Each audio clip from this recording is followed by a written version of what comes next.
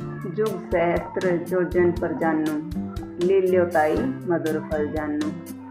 प्रभु मुद्रित मेल मुख मोई, जल बिलांग गए अचरन नाही। महावीर हनुमान की शक्तियों से भला कौन परिचित नहीं है। वह चाहे लंका आकर माता सीता को पता लगाना हो या फिर लक्ष्मण के प्राण बचाने के लिए संजीवन बूटी लाने के लिए पूरा पहाड़ उठाना हो, हनुमान जी के लिए कुछ भी असंभव नहीं था। जैसा कि हम सब भली भांति जानते हैं कि सब के प्रिय और सबके पूज्य हनुमान बाल ब्रह्मचारी थे और उन्होंने आजीवन ब्रह्मचर्य का पालन किया।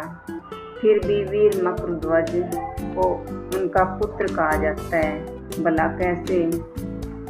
वह तो अखंड ब्रह्मचर्य थे, फिर भी मकरध्वज का उनको उनका पुत्र क्यों कहा जाता है? यह पूरा प्रसंग आइए जानते हैं। राम राम जी आप सबको। यह घटना उस समय की है जब रावण माता सीता को उठा ले गए थे। तब उन्हें बचाने के लिए भगवान श्री राम और लक्ष्मण गए थे। तब रावण की सेना और उनके भाई बंधु उन्हें युद्ध में हराने का प्रयास करते रहे, लेकिन एक के बाद एक सभी मारे गए। इसी बीच रावण ने अपने भाई अहिरावण ने भगवान श्री राम और लक्ष्मण को बंदी बना लिया और पाताल ले के गए। तब हनुमान जी को हम सब जानते हैं, उन्हें संकट मोचन हनुमान कहा जाता है। भला राम संकट में हो और वहाँ हनुमान ना पहुँचे, ये तो हो ही नहीं सकता। श्री राम को बचाने के लिए हनुमान जी पाताल लोक गए, जहाँ उनका सामना मकरध्वज से हुआ। अहिरावण ने पाताल लोक में मकरध्वज को गेट के बाहर परिहार खड़ा कर रखा था। जब हनुमान जी अंदर जाने लगे तो मकरध्वज ने उन्हें रोक दिया। दोनों में युद्ध छिड़ गया। हनुमान जी और मकरध्वज में घमासान युद्ध हुआ। हनुमान के पुत्र होने के कारण मकरध्वज में भी अपार शक्तियाँ थीं। दोनों की टक्कर बराबर की थी। बहुत देर तक युद्ध चलता रहा।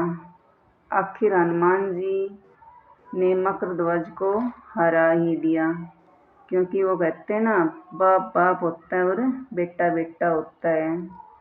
तब हनुमान जी ने देखा कि मकरध्वज के शरीर की बनावट विचित्र सी थी। उनका शरीर की बनावट कुछ बंदर के जैसी थी तो कुछ मछली के आकार की थी। यह देख हनुमान जी ने मकरध्वज का परिचय पूछा तो उन्होंने अपने आप को हनुमान पुत्र बताया। यह सुन के हनुमान जी को गुस्सा आ गया और हनुमान जी कहने लगे, क्या तुम जानते हो तुम किससे बात कर रहे हो? मैं तो खुद वीर हनुमान हूँ। तुम भला मेरे पुत्र कैसे हो सकते हो? मैं तो अखंड ब्रह्मचारी हूँ। तुम मेरे ऊपर ऐसे लांछन कैसे लगा सकते हो? और यह सुनकर मकरध्वज ने बताया कि जब हनुमान जी सीता की खोज में लंका गए थे और रावण ने उनकी पूंछ में आग लगा दी थी, तब वह लंका को जला के समुद्र में छलांग लगाई तो उनके शरीर से जो पसीना निकला वह एक मछली ने ग्रहण कर लिया। उनके पसीने के अंश से मकरध्वज का जन्म हुआ।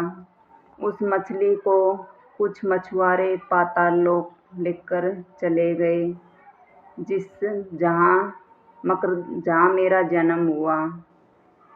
तब हनुमान जी को इस बात पर विश्वास नहीं हुआ हनुमान जी कहने लगे, घोर कपटी, तुम क्या समझते हो? मैं तुम्हारे कपट में आ जाऊंगा और मैं तुम्हारी बातों पर विश्वास कर लूंगा। तब मकरध्वज ने बताया कि यह सब मुझे नारद जी ने बताया। जब मैं अपने परिचय से अनजान था, तब मैंने घोर तपस्या की। घोर तपस्या करने के बाद नारद जी मेरी तपस्या से प्रसन्न हुए और उन्होंने बताया कि मेरा जन्म हनुमान जी के पसीने के अंश से हुआ है और एक दिन वो मुझसे मिलने से यहाँ पाताल लोक अवश्य आएंगे। यह सुनकर हनुमान जी ने कहा, अगर नारद जी ने बताया है तो नारद जी कभी असत्य नहीं बोल सकते। तुम अवश्य ही मेरे अंश होंगे। इस प्रकार हनुमान जी और मकरध्वज का मिलन हुआ। अगर यह जानकारी आपको अच्छी लगी तो शेयर करें, लाइक करें और चैनल को सब्सक्राइब करें। ऐसी ही वीडियो पाने के लिए धन्यवाद।